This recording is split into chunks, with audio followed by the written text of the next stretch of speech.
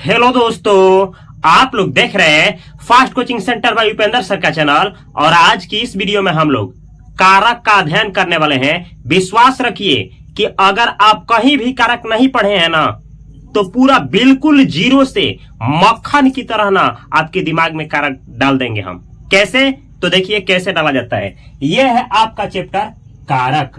अब कारक किसे कहते हैं? तो देखिए, कर्ता और क्रिया के बीच जो शब्द संबंध बतलाता है ना, उसे ही कारक कहते हैं। एक बार और सुनिए, कर्ता किसे कहते हैं? जो क्रिया को करे। तो कर्ता और क्रिया के बीच कुछ शब्द आते हैं जो क्या करते हैं? संबंध बतलाते हैं, उसे ही तो कारक कहते हैं। जैसे देखिए यहाँ पे लिखे हैं हम कारक, तो लिखे हैं कर्ता और क्रिया के बीच संबंध बतलाने वाले शब्द को कारक कहते हैं। अब आप पूछेंगे कैसे? तो देखिए जैसे देखिए, एक वाक्य लेते हैं, राम ने मारा। राम ने मारा। अब बतलाइए इसमें कर्ता, करने वाला कौन है? मारने वाला कौन है? तो इसमें मारने वाला राम है, तो राम हुआ कर्ता। अच्छा, कौन सा क्रिया किया गया है? राम करता है, तो ये कौन सा क्रिया किया है? क्रिया किया है मारना।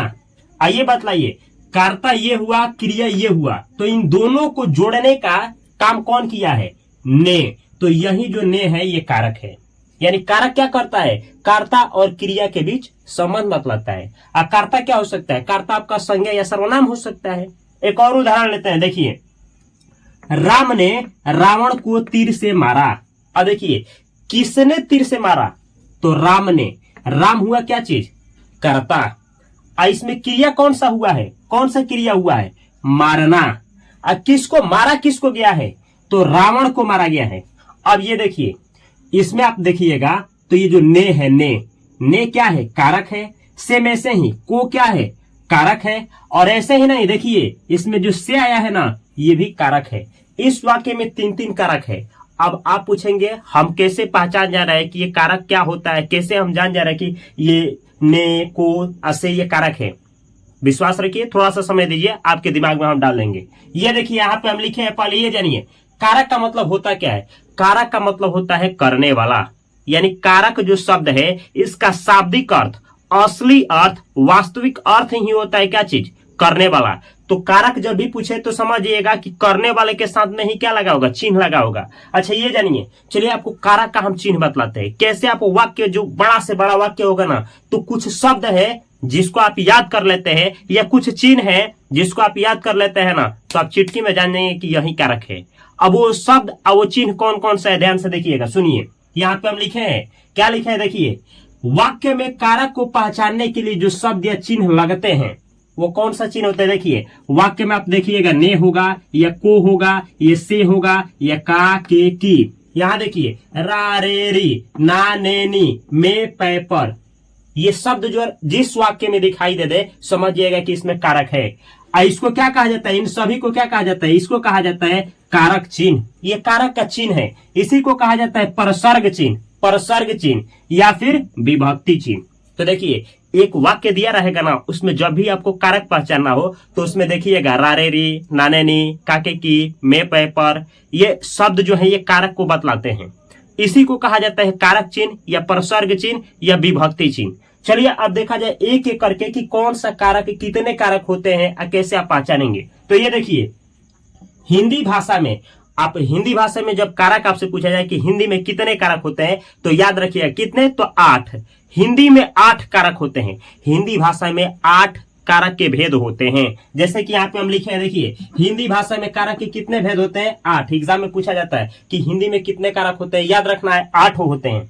अब यहाँ पे देखना है, यहाँ हम इस साइड लिखे हैं कारक। पहले कारक को पढ़ते हैं, कर्ता कारक, कर्म कारक, करण कारक, संप्रदान कारक, अपदान कारक, संबंध कारक, अधिकरण कारक और संबोधन कारक। जब इसको गिनेंगे ना तो इनकी संख्या 8 है। तो ये तो है आपका कारक। लेकिन हम आपको बोले क्या? हम बोले ना कि कुछ ऐसे क्या होते हैं, शब्द होते हैं या चिन्ह होते हैं, जिससे आप जान जाएंगे कि ये वाला ये कारक है। जैसे हम आपसे पूछे कि कर्ता कारक कैसे आप पहचानेंगे सेंटेंस में कि कर्ता कारक ही है?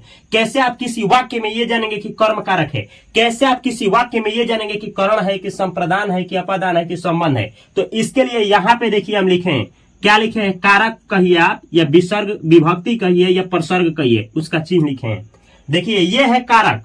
ये है उसका क्या चीज, कारक चिन्ह या फिर प्रसर्ग चिन्ह या फिर विभक्ति चिन्ह। अब कैसे एग्जाम में, देखिए एग्जाम में दो तरीके से क्वेश्चन पूछा जाता है। एक पूछने का ये तरीका है कि ये चिन्ह दे देगा आपसे, पूछेगा ना कि किस कारक का चिन्ह है, पहला तरीका ये। और दूसरा तरीका आपको कारक दे देगा, एग्जाम में पूछेगा ना कि इसका क्या बतलाएं, कारक चिन्ह बतलाएं या विभक्ति चिन्ह बतलाएं या प्रसर्ग चिन्ह बतलाएं।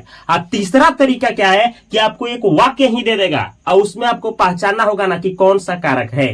तीनों तरीका से आप आसानी से चिटकी बजाते ही हल करेंगे। देखिए कैसे, सबसे पहले ये दो तरीका सीखिए। जब ये देखिए कर्ता किसे कहते हैं, जब वाक्य में क्या करे, क्रिया को करने वाले को ही क्या कहते हैं, कर्ता। कोई भी वाक्य है उसमें जो क्रिया को करता है उसे ही कर्ता कहते हैं। पहचानेंगे कैसे, तो देखिए पहचानने का दो तरीका है। आप ऐसे जो भी वाक्य रहेगा ना तो उसमें सवाल करिएगा, किसने किसने किसने से सवाल करना है, किसने से, ठीक है, किसने से। जैसे राम ने खाया, किसने खाया, राम ने, तो राम क्या हुआ, कर्ता, यानी क्रिया को जो करता है उसे ही कहते हैं कर्ता। ये जो कर्ता कारक है इसका विभक्ति चिन्ह क्या होता है, विभक्ति चिन्ह या प्रसर्ग चिन्ह या कारक चिन्ह, तो ने होता है। याद रखना है, कर्ता का विभक्ति चिन्ह क्या होता है, ने। ने किस कारक का चिन्ह है, तो कर्ता का। दोनों तरीके से पूछा जाता है। कर्म का कारक चिन्ह कहिए, चाहे विभक्ति चिन्ह चाहे प्रसर्ग चिन्ह, तीनों। कर्म का कारक चिन्ह क्या होता है, को, या फिर देगा को किसका कारक चिन्ह है, तो कर्म कारक का। ऐसे ही करण कारक, देखिए करण कारक का विभक्ति चिन्ह क्या है, या फिर करण कारक का कारक चिन्ह क्या है, तो देखिए करण कारक का से या के द्वारा। यह आपसे पूछा जाएगा, से या के द्वारा किस कारक का विभक्ति चिन्ह है, तो करण कारक का। ऐसे ही संप्रदाय, ये देखिए संप्रदान होता है, ठीक है, ये होता है आपका संप्रदान। तो संप्रदान कारक का विभक्ति चिन्ह क्या होता है, को या के लिए। आपसे ऐसे पूछा जाए, को या के लिए किस कारक का विभक्ति चिन्ह है, संप्रदान, संप्रदान कारक का। ऐसे ही अपादान कारक का विभक्ति चिन्ह क्या होता है, तो से, लेकिन किस अर्थ में होता है, अलगाव के अर्थ में, जुदाई के अर्थ में, बिछड़ाव के अर्थ में, या फिर तुलना के अर्थ में। हम समझाएंगे एक एक, टेंशन मत लीजिए। या आपसे पूछा जाएगा, से किस कारक का विभक्ति चिन्ह है, तो याद रखिएगा अपादान का।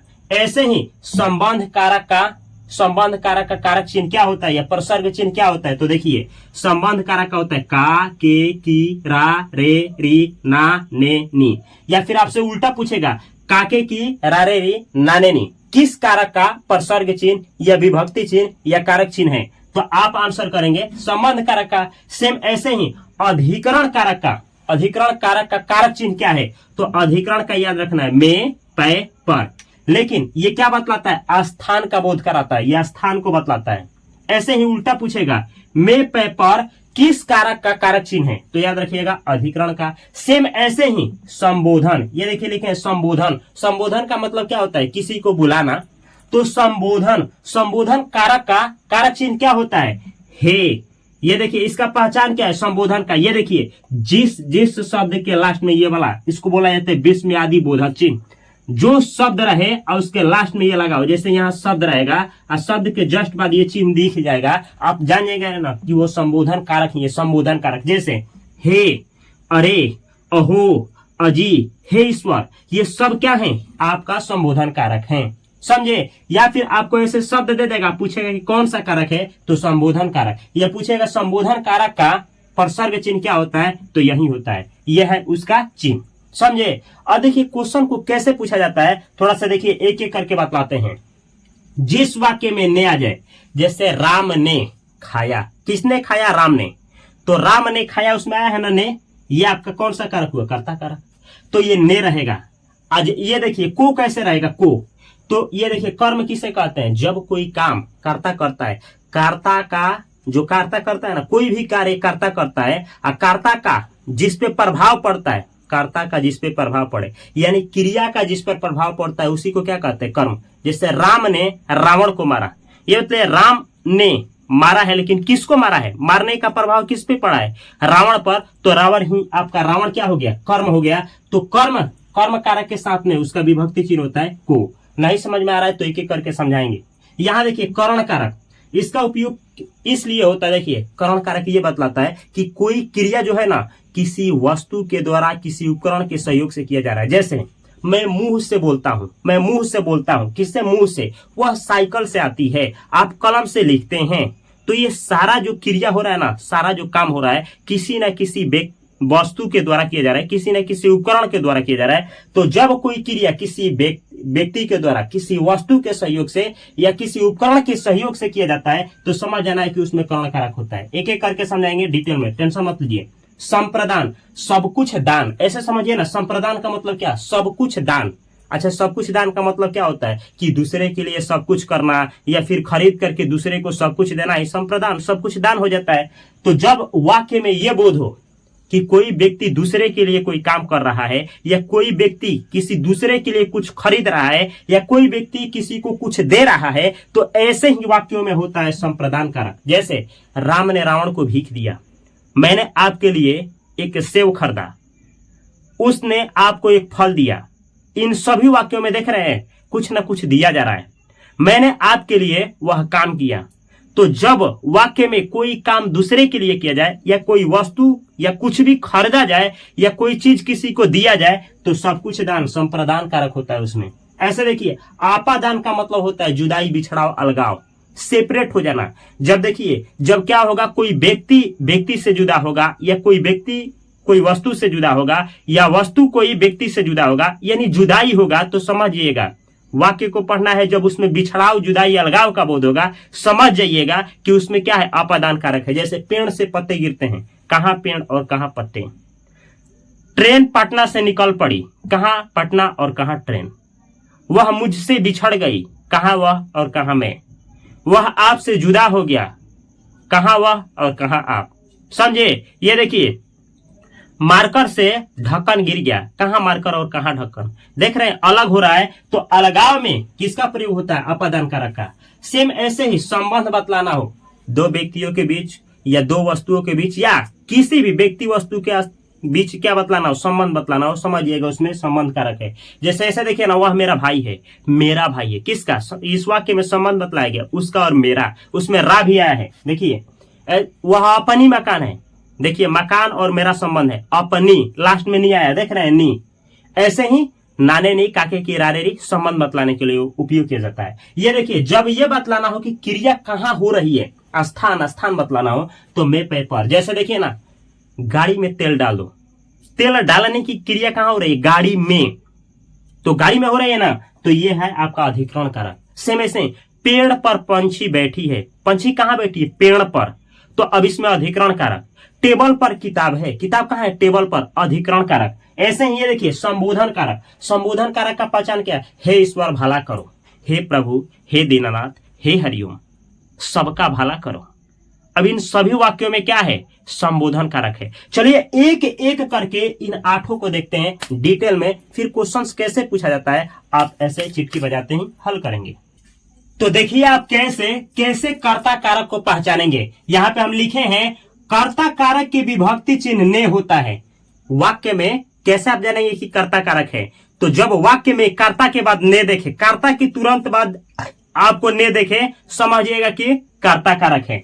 समझे? या फिर दूसरा भी तरीका है, वाक्य में देखिए, वाक्य में ना आप कौन या किसने लगा करके आप क्वेश्चन करेंगे। जैसे देखिए, सुनिए कैसे, वृक्ष हमें फल देते हैं, वृक्ष हमें फल देते हैं। क्वेश्चन करिए, कौन हमें फल देता है? वृक्ष। तो ये वृक्ष जो है ना, ये क्या है? कर्ता है। इसका चिन्ह क्या होता है? ने। लेकिन इसके साथ तो कहीं ने दिख ही नहीं रहा है। तो देखिए, जब कर्ता कोई काम करे ना, तो समझिएगा कि उस वाक्य में ने छुपा है। ने है लेकिन ने छुपा है, क्योंकि यह छुपा भी रहता है। तो इस वाक्य में कौन सा कारक है आपका? तो आपका है कर्ता कारक, इसमें कर्ता कारक। सेम ऐसे ही, उसने भोजन किया है, किसने भोजन किया है? आंसर आया उसने। अब इसमें ने है, यह आपका है कर्ता कारक। ऐसे ही, मैंने एक पत्र लिखा है, किसने एक पत्र लिखा है? मैंने। तो देखिए, कर्ता यही है मैं, मैं के साथ है ने। तो ये जो ने आया है ना, यही आपका क्या चीज? यह है आपका कर्ता कारक, जिसका विभक्ति चिन्ह ने है। तो जब भी वाक्य देखिएगा, जैसे सुनिए ऐसे, मैंने आपको बुलाया, किसने बुलाया? मैंने। तो मैं के साथ ने आया है ना, जस्ट कर्ता होगा, उसके बाद ने आया होगा। तो कर्ता के बाद जब भी ने आ जाए, समझिएगा कि वो क्या है? कर्ता कारक ही है, कर्ता कारक है। समझे? ऐसे ही देखिए, अच्छा अगला है आपका कर्म कारक। कर्म कारक, तो कर्म कारक का विभक्ति चिन्ह को होता है, एग्जाम में पूछा जाता है। को किसका विभक्ति चिन्ह है? कर्म कारक का। कर्म कारक का विभक्ति चिन्ह क्या होता है? को होता है। अब पहचानेंगे कैसे? तो देखिए, कर्म कर्म पहचाने का है कि वाक्य में ना क्वेश्चन करिए क्या ये किसको लगाकर। जैसे देखिए, एक और पहचान है, जिस पर काम का प्रभाव पड़ता है वही होता है कर्म कारक। दो तरीका है कर्म पहचाने का, दो तरीका है। क्या ये किसको लगा करके प्रश्न करिए, या जिस पर कर्म का प्रभाव पड़े वही कर्म कारक होता है। जैसे देखिए, आपने गाय को मारा। अब ना इसमें आप देखेंगे कि ने भी आ गया है, को भी आ गया है, तो कैसे पहचानेंगे? देखो, जब भी वाक्य में ना 3 4 5 6 7 आ जाए क्या चीज? कारक, तो लास्ट वाले को पूछा जाता है। लास्ट वाले में फोकस करिए, इसको पूछा गया है। तो आप देखिए यहाँ ने भी आया था, लेकिन इसको रिजेक्ट मारिए, लास्ट वाला पे जाइए। को आपने गाय को मारा। को किसका विभक्ति चिन्ह होता है? को होता है कर्म कारक का। तो ये इस वाक्य में कर्म कारक है। मैंने आपको बुलाया। अब इसमें बुलाने का प्रभाव आप पर पड़ा है। आइए देखिए, ये है को, तो ये इसमें कौन सा है? कौन सा विभक्ति है? कर्म कारक। बालक ने रोटी खाई। बालक ने रोटी खाई। अब इस वाक्य में बालक ने रोटी खाई। अब बालक का प्रभाव की क्रिया का प्रभाव किस पर पड़ा है? रोटी पर। लेकिन इसमें तो को है नहीं, इसमें तो को आया ही नहीं है। लेकिन फिर भी इसमें को क्या है? को आपका छुपा हुआ है, तो को भी छुपा रहता है। इसके लिए तरीका क्या है सुनिए। को विभक्ति चिन्ह का प्रयोग निर्जीव कर्म के साथ नहीं होता है। जैसे ये रोटी क्या है? निर्जीव है, तो इसके साथ को विभक्ति नहीं लगेगा। जैसे देखिए, कुछ एग्जाम्पल लेते हैं। उसने आम खाई, ऐसे भी तो बोल सकते हैं उसने आम को खाया, तो इसमें को छुपा हुआ है। इस वाक्य में कौन सा आपका कारक है? कर्म कारक। ऐसे ही आपने पत्र लिखा। अब ऐसे बोल सकते हैं आपने पत्र को लिखा, तो इसमें ना निर्जीव के साथ को छुपा रहता है, को छुपा है, तो इस वाक्य में कौन सा कारक है? आपका कर्म कारक है। याद रखिएगा कि ना निर्जीव के साथ कौन सा कारक छुपा होता है? को छुपा होता है। अकर्ता के साथ ने विभक्ति ने छुपी होती है। ऐसे ही देखिए, ये है आपका तीसरा कर्ण कारक। देखिए, कर्ण का नाम सुने? कर्ण ने ना धनुष से मारा था। किसको मारा था? कर्ण धनुष से घटोत्कच को मारे थे। धनुष से यानी कोई क्रिया किसी वस्तु या किसी उपकरण के द्वारा किया जाए, कोई काम किसी वस्तु के सहारे किया जाए, तो उसमें होता है कर्ण कारक। जैसे लिखे, कर्ण कारक का विभक्ति चिन्ह से या के द्वारा होता है। देखिए, एग्जाम में कई बार पूछा गया है कि कर्ण कारक का विभक्ति चिन्ह या कारक चिन्ह या प्रसर्ग क्या होता है? प्रसर्ग चिन्ह क्या होता है? तो से होता है। या फिर कर्ण कारक का विभक्ति चिन्ह क्या होता है? तो ये के द्वारा होता है। कैसे होता है? देखिए, 1 मिनट रुकिए। जिस उपकरण या वस्तु से क्रिया किया जाता है वही क्या होता है? वही होता है आपका कर्ण कारक। जैसे देखिए, ऐसे देखिए ना, राम ने रावण को तीर से मारा। अब इसमें देखिएगा, तो ने भी है, को भी है, से भी है। अब कौन लगाइएगा? ये तो होता है, ये कौन सा कारक है? कर्ता कारक। ये कौन सा कारक है? कर्म कारक। इसमें 3 पूछ दिया। कौन? हम आपसे क्या बोले? वाक्य में जब भी 2-3 कारक दिखे तो लास्ट वाला पे जाइए। अब ये से देखिए ना, बोला गया राम ने रावण को तीर से मारा। किससे मारा? तो तीर से मारा है। क्रिया किससे हुआ है? तीर से हुआ है ना, तो इस तीर के बाद जस्ट आएगा। देखिए, पहले रहेगा वह वस्तु जिससे क्रिया किया गया होगा, और उसके बाद जस्ट बाद आपको दिखेगा क्या चीज? उसका चिन्ह। तो ये है से किसका चिन्ह है? तो ये है कर्ण कारक का। देखिए, इस तीर के द्वारा क्या किया जा रहा है? इस क्रिया को किया जा रहा है। आप कलम से लिखते हैं। देखिए, आप लिखने का काम किससे करते हैं? कलम से। तो कलम के बाद ये से जो आया है ना, से, यही है आपका क्या चीज? कर्ण कारक।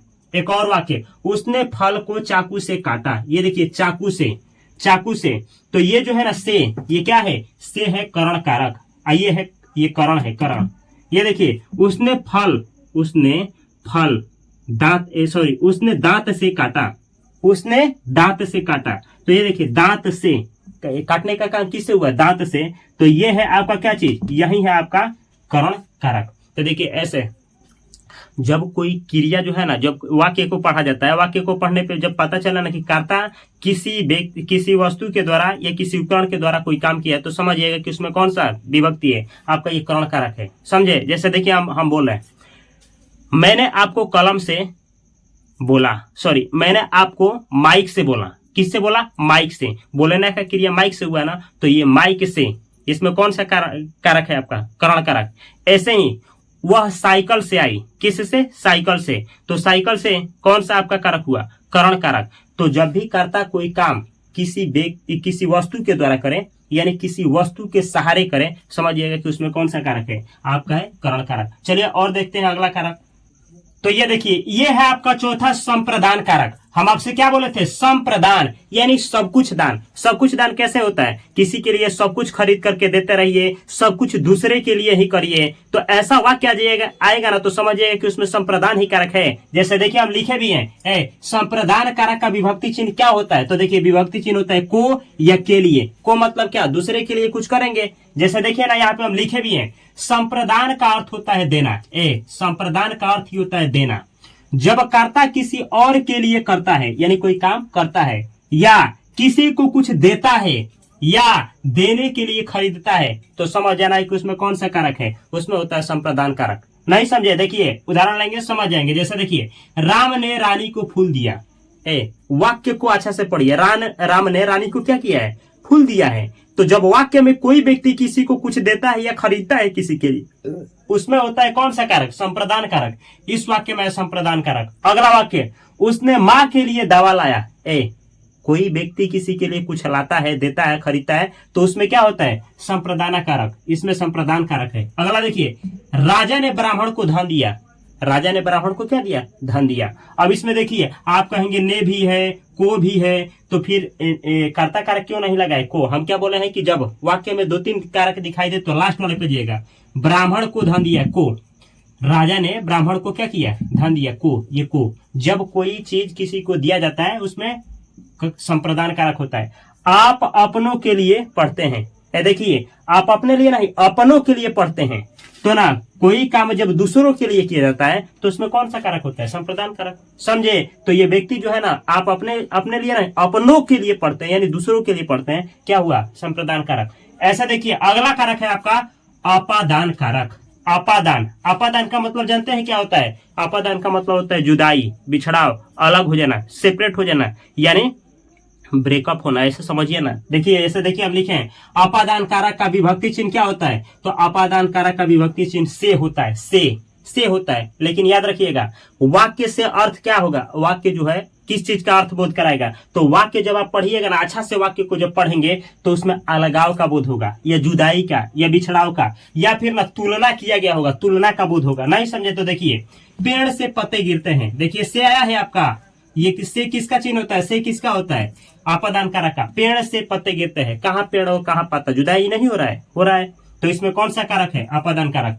गंगा हिमालय से निकलती है, कहाँ गंगा और कहाँ हिमालय, जुदाई हो रहा है, और से भी आया है, इस वाक्य में आपका अपादान कारक हुआ।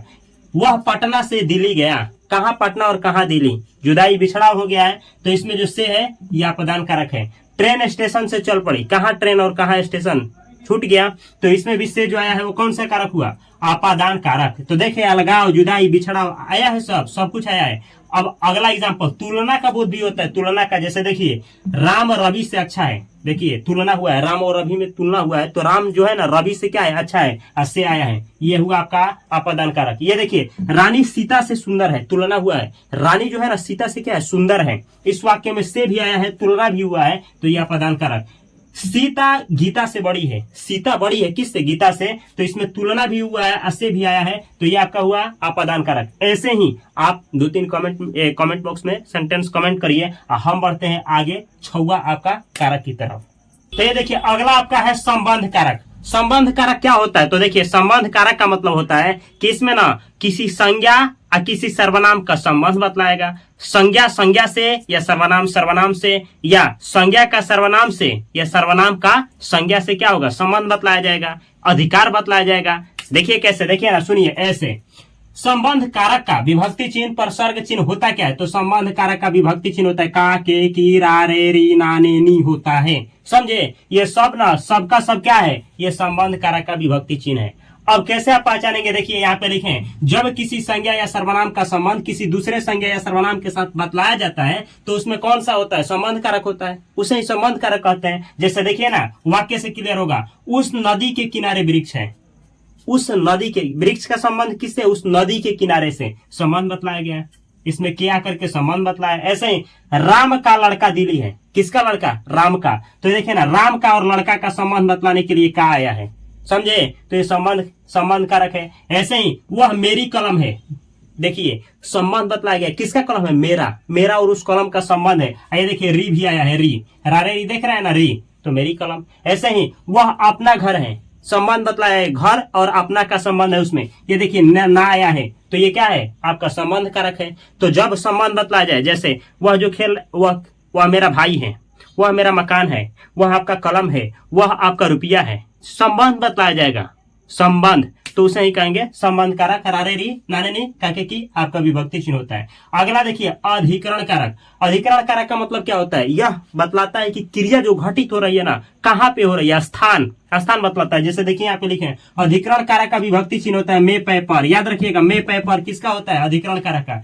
मेज पर पुस्तक है, पुस्तक कहाँ है, मेज पर, देख रहे हैं मेज पर, अधिकरण कारक। वह दिल्ली में है, कहाँ है, दिल्ली में, आप घर में है, मोबाइल में सिम है, मोबाइल में सिम है, ऐसे ही ये देखिए वह दिल्ली में है, में, तो बतलाया जा रहा है, स्थान बतलाया जा रहा है। स्थान जब भी बतलाया जाएगा अधिकरण कारक। ये देखिए वह 10 बजने पर आया, कितना बजने पर, 10, ये पर, समय बतलाया गया पर, तो ना ये जब बतलाया जाए कोई चीज का स्थान बतलाया जाए, स्थान क्रिया को घटित होने का स्थान, या कोई चीज होने का कि कहाँ पर है, तो आप समझिएगा कि जैसे पेड़ पर पंछी है, पेड़ पर, कहाँ पंछी कहाँ है, पेड़ पर, तो कोई चीज कहाँ पर है स्थान बतलाने के लिए यही आता है आपका क्या चीज, अधिकरण कारक। अगला देखिए अंतिम देखिए संबोधन कारक। संबोधन, पुकारने चिल्लाने में संबोधन कारक होता है। पहचान क्या होता है, देखिए यहाँ लिखे भी है, संबोधन कारक का विभक्ति चिन्ह क्या होता है, हे, ये देखिए ये इसका पहचान है, ये विस्मयादि बोधक, ये देखिए यहाँ लिख रहे, इसको कहा जाता है विस्मयादि बोधक। ये चिन्ह ही देख करके आप जानिएगा कि संबोधन कारक है। जैसे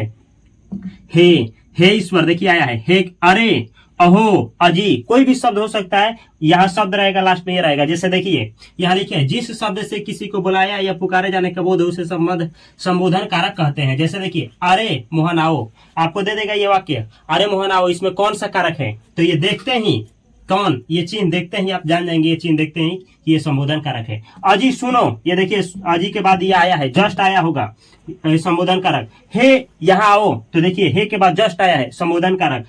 बेटा जल्द आओ, अब देखिए इस शब्द के जस्ट बाद है, आगे रहेगा, आगे ही शब्द होगा, देखिए ये वाक्य रहेगा, यहाँ पे एक शब्द रहेगा और यहाँ पे चिन्ह रहेगा, तो समझिएगा कि ये संबोधन कारक है। जैसे हे ईश्वर उस पर दया करो, देखिए ये वाक्य है और ये चिन्ह आ गया है और यहाँ शब्द, तो समझ जाना है कि ये है आपका संबोधन कारक। चलिए कुछ क्वेश्चंस भी देख लिया जाए। तो अगर आप अच्छा से समझे हैं तो क्वेश्चन का आंसर करने के लिए रेडी हो जाइए और कमेंट बॉक्स में हमसे पहले कमेंट करिए। देखिए क्वेश्चन है कारक के भेद होते हैं, मतलब कारक के कितने भेद होते हैं, 4, 6, 8, 10, बतलाइए कितना होता है, 8 होता है। बतलाया नहीं कि हिंदी भाषा में कारक के 8 भेद होते हैं। अगला क्वेश्चन है ये देखिए लिखा गया प्रभु किस कारक का उदाहरण है, तो कमेंट बॉक्स में कमेंट करिए, कर्ता, संप्रदान, संबोधन, कोई नहीं, कौन सा हुआ।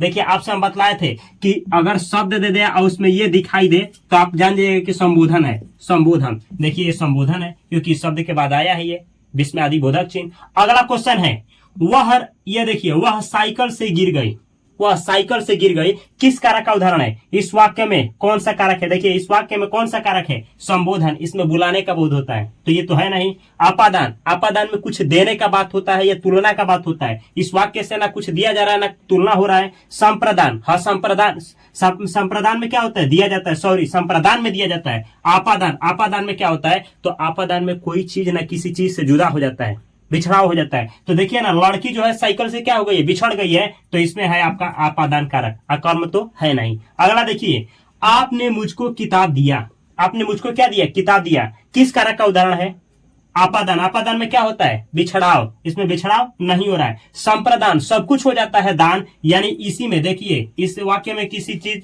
यानी क्या किया जा रहा है, आपके द्वारा ने किसको किताब दिया जा रहा है, तो कोई चीज किसी को दिया जाता है उसमें होता है संप्रदान, ये संप्रदान कारक का उदाहरण। करण कारक किसमें होता है, कोई क्रिया जो होता है किसी वस्तु या उपकरण के द्वारा किया जाए तो करण कारक। जैसे कर्ण है, धनुष से मारा था किसको, घटोचक को। जैसे देखिए राम ने रावण को धनुष से मारा, इस वाक्य में कौन सा कारक है।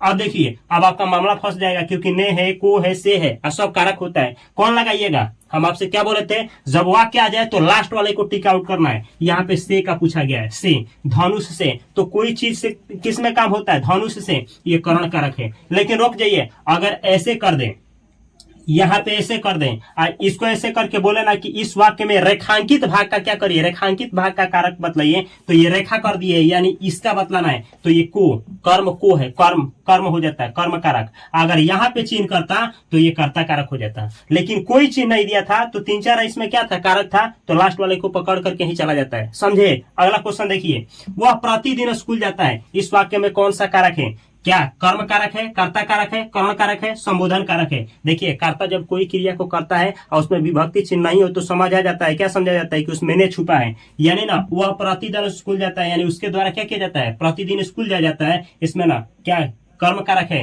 नहीं, इसमें कर्ता कारक है, कर्ता के द्वारा क्रिया को किया जा रहा है। तो ये रहा मेरा कारक के ऊपर प्रयास। आप लोगों को मेरा प्रयास कैसा लग रहा है? अगर अच्छा लग रहा है तो इस चैनल को सब्सक्राइब करके बेल आइकन की घंटी को दबा लीजिए। फेसबुक, इंस्टाग्राम, हर एक जगह पे fast coaching centre by Upendra sir की चैनल को अवश्य सब्सक्राइब करें, आईडी को अवश्य ज्वाइन करें, और इसी तरीके से देखने के लिए इस चैनल से जुड़े रहें। वीडियो अच्छा लगा हो तो अपने दोस्तों के बीच, अपने भाइयों के बीच और उनके बीच अवश्य शेयर करिए। इसी तरीके से ग्रामर के हर एक टॉपिक को पढ़ने के लिए यहाँ पे प्लेलिस्ट है, इसमें हिंदी व्याकरण के हर एक टॉपिक को कवर किया गया है। यही ये चैनल जिस पर 10th और 12th की तैयारी किया जाता है, करवाया जाता है। तो इस चैनल से जुड़े रहें। मैं मिलता हूं अगली वीडियो में बेहतर कंटेंट के साथ। तब तक के लिए आप सभी को तहे दिल से नमस्कार। Thanks for watching this video. Video अच्छा लगा तो इस चैनल को सब्सक्राइब करना, बेल आइकन की घंटी को दबाना अवश्य न भूले। यहाँ पे भी चैनल है, इस चैनल को भी सब्सक्राइब कर लें।